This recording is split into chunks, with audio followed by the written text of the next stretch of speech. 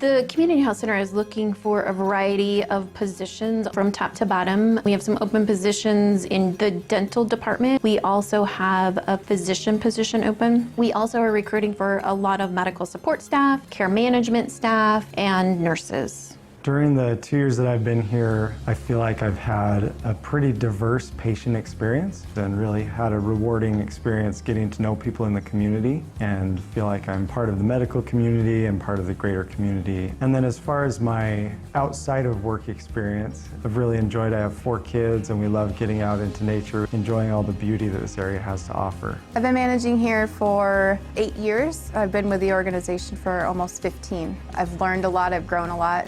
I love working here. Seeing all the services we offer for the community is pretty outstanding. I've been working at the Northwest CHC for going on 18 years now. One of my favorite things about working at the clinic is making sure our patients are taken care of, and it's great that we get to do it with our work family.